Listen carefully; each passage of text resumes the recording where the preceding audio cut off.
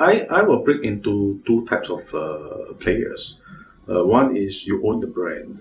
For example, the media conglomerates like Hachette, like Condé Nast, like Ringier, whether you're a French, German, Italian, American company that wants to enter into China.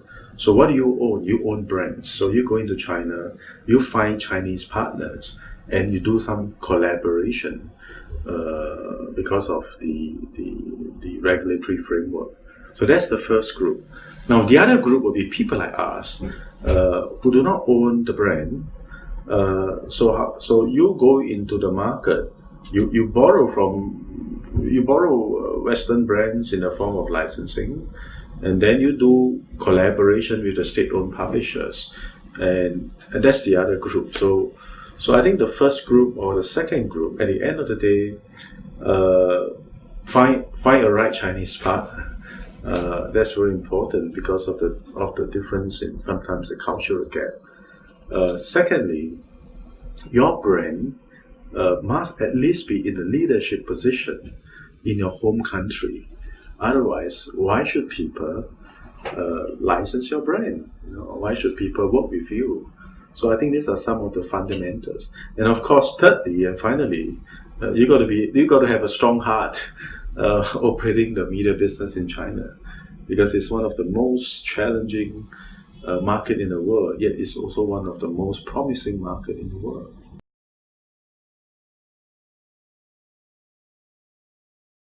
I think the first one is, of course, the government regulations, because you can't just launch a magazine in China. You need to work with state-owned publishers. That's definitely the first one. And then even you want to do a subscription drive, there's a lot of mechanics whether you can do and you cannot do. And then you want to have an online presence. Now, the online presence, again, you need a lot of permissions. You need permission to have an editorial team in terms of content, and most of the time it's very, very difficult. You need advertising permits to generate advertising dollars. So you need a company.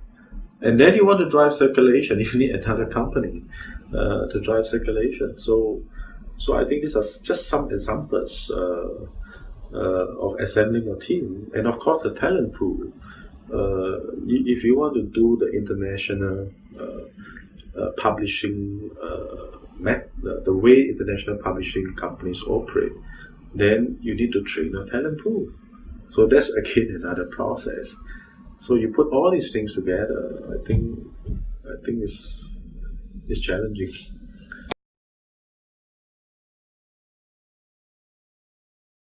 If your business is very dependent on advertising, so if advertising dollar strings, right, and then you have a challenge.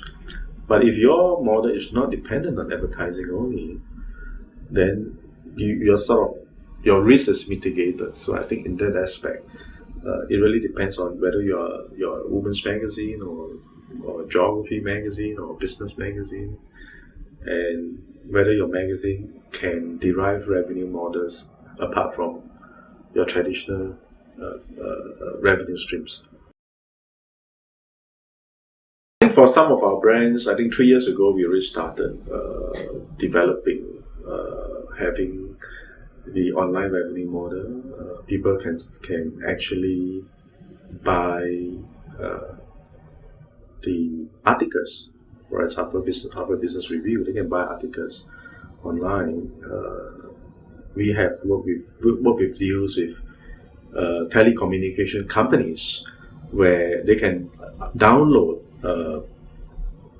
snippets of the articles, and they go to our mini site to get a full article.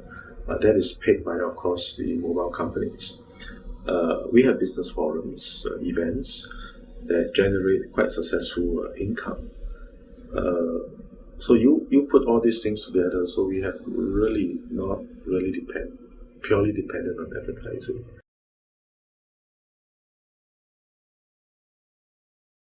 I mean, don't over invest by having many magazines.